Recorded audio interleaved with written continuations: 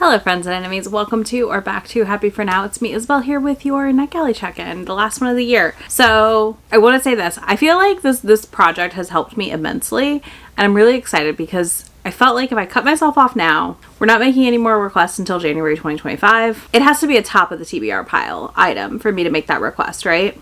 So if it's not in like an anticipated release video and I say that, I should not be requesting anything for 2025 yet because I already have titles through like next June. But I do think we need to talk about what all I've recently gotten, where my stats are right now as we stand. I have made significant progress this year because I started under 70% and I'm so proud of myself. So let's talk about the stats real quick.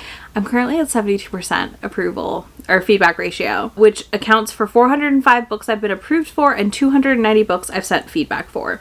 I feel like hitting 80 before the end of next year is very much in range now, especially with some projects we have coming up, because I have a video on the schedule for early January where I read a lot of these books I'm about to tell you that I just got approved for because I have books for the first quarter. So I'm going to read January, February, and March releases, and then again in April I will read, or like late March I will read April, May, and June releases. Like we're going to do like every 3 months I will read the releases that I have for the next upcoming section, so that's going to help keep boosting my score. I also went through, and there's some books I will have reviewed that I won't talk about because I honestly didn't realize I hadn't reviewed them and it's been a bit since I read them.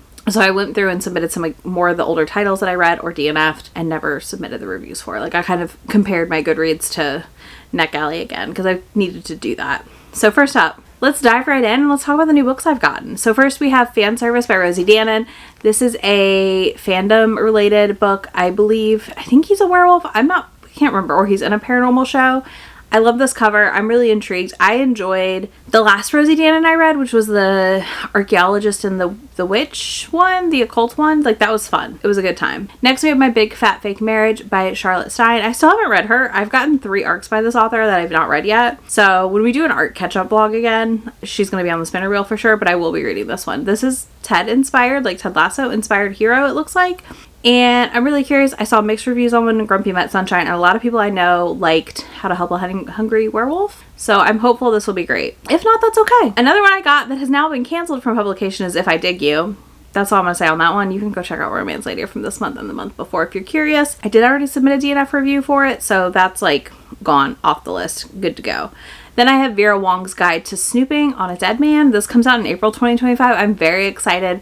This is one of the cozy mystery series I just absolutely adore. So getting an arc of it was fantastic. Desperate Measures by Katie Robert. I got the updated arc for the new version, which has like footnotes and stuff from Katie. So when it went up, I requested it because of course I'm going to. I also have Shoot Your Shot. This is by Lexi LaFleur Brown. This is a wife of a hockey player that wrote a hockey romance, and I'm so excited for this. This will definitely be in that reading vlog because oh my god, I cannot wait, y'all. Then I have Finley Donovan Digs Her Own Grave. This comes out in March. I need to read Finley Donovan Rolls the Dice still, so I'm going to read that and then I'll be ready to dive into this one. Next we have Unloved by Peyton Corinne. I loved Unsteady, so I'm very excited to dive into that one. And then we have Say You'll Remember Me by Abby Jimenez. This is one, I requested it. I will try to read it. I may have to DNF this one. This one does deal with Alzheimer's and dementia. That is something so close and personal to me that I'm not sure if I'll be able to read it or not. I don't know. I won't be reading it until I haven't seen my dad for a hot minute, so that may help some, but it also may make it even more hard to read. So I'll report back when I do read it. And then last but not least, we have Ready to Score. So this is a sapphic by Jodie Slaughter coming out next summer, and I'm really intrigued about it. So I'm excited. The plan is to take every single release I have that comes out in the first 3 months of 2025, and talk about them with y'all in vlogs. So just to kind of help you decide what you may or may not want to read from those new releases. So that's gonna help a lot because that's just 5 from the 10 that I've recently gotten, and I have some more. That was done. All right, let's talk about the 8 I have read and reviewed now because So first up we have Marriage at Masty by Nisha Sharma. I finally read it. I loved it. This was a fantastic finale to her Shakespearean Aunties series. I had so much fun. I truly just enjoyed it immensely. I think this is one of those ones that if you didn't love book 1 in the series, I would try book 2 or 3. I think both of those are even better. They're really funny, they're silly, they're a good time rom-com, but they're also really steamy and have great banter and just great setup, so I think you can't go wrong here. Then we have the manga Sheltering Eves. I couldn't get this to download on my phone, so I reviewed it on Netgalley and told them that. Basically that I was unable to read this, so when I can't read things or there's formatting issues, I will tell y'all now. I submit a review telling them that and what happened, because otherwise I'm not going to take the hit on my review ratio, basically. Then I read Spark of the Everflame. This was in a weekly vlog. I spun it on my romantasy wheel, and this was a happy surprise. I did not expect to love this as much as I did. It was so much fun. This follows a girl who learns about the resistance against the kingdom, but also is like, has her childhood friend who's in the resistance and meets the prince who's like helping her out and stuff, and her mom's gone missing. She's been taking this medicine to suppress this magic she has, so there's things she has not been told about her identity, about herself, who she is. And it's her journey finding all this out, figuring out what side she wants to be on, what's right, what's wrong, and about this Everflame tree. It's really fascinating. I'm very, very excited to read more. Then we have Desperate Measures. This is the re-release by Source Books. This has annotations from Katie and some like cleanup of the book. I loved this. I didn't reread the whole thing. I basically went through and read a lot of the annotations and just kind of like looked at the changes, and I just had so much fun. I had so much fun with it. I think this was really well done. I at some point will do a full-blown reread, but I just enjoyed honestly flipping through the annotations and seeing what happened.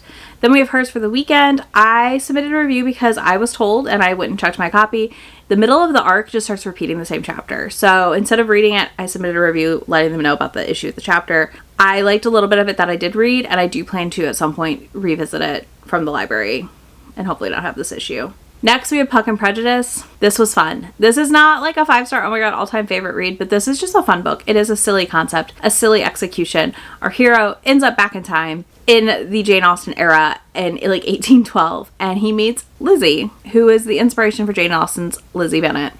And I just think shoving a hockey man into these like old-time britches, hilarious concept. But two, it just was really fun and goofy, and I love to see that traditionally published like the happening of the traditionally published book where we get a fun and goofy book, and that's exactly what Puck and Prejudice is. I had a good time. If you are interested, I think it's worth checking out. Then I read Merriment and Mayhem. I got an audiobook arc of this from Amazon on Netgalley, and I enjoyed this. This was like a 3.5. This is a fun one. This is where she is constantly accidentally injuring herself or getting into trouble, and the fire department comes, and the one firefighter has a big crush on her, so he's romancing her. Very adorable, very precious. Good times all around.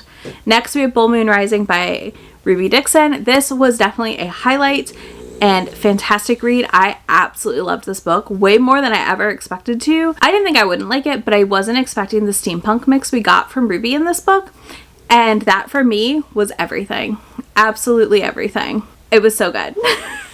This follows a girl who is determined to join the Artifact Guild, and she tells this Minotaur that's basically going to go into his mating frenzy, I'll be your wife, we'll get married so I can be there for you during it if you train me to join the guild. And he agrees, and in doing so enters into absolute chaos in his life, because she's a chaos demon to an extent. And it's their like slow but not super slow romance. It's really sweet, it's really cute, really steamy, fantastic blend of, like I said, that like historical but steampunk vibes, which I eat up. I love it. I love to see that. That is one of my favorite things. So yeah, I just had an absolute blast with this, and it's definitely a new favorite for me. Quick Netgalley check in, because like I said, I am really holding back from over requesting books right now, because I need to make sure I am focused in on getting like that project done and getting through some of the arcs I have now for 2025, and then I want to start working my way back, clear this 2024, clear 20, like just start clearing arcs from the past quicker and quicker. I don't ever think I'll hit 100% on Netgalley, but I would love to get my ratio up to the point where I'm at like 90, and that way as I do get things, I'm not constantly battling to get back up on the like review ratio. So yeah, let me know if any of these you're excited for, or if you've gotten anything new from Netgalley that you're really excited to read. And if you don't want to do any of that, you can leave me a star emoji will do, or a moon, take your pick, a star, a moon, one of those down below, and I will have links to these books for you down there, links to my friend anywhere on the internet that I am, and I will catch y'all in just a few days. Bye! Already packing, come with me, I'm not really asking, we'll get away to a place where we don't know. About to see the world in action, what we can be, life with no distractions, we'll get away, this is what we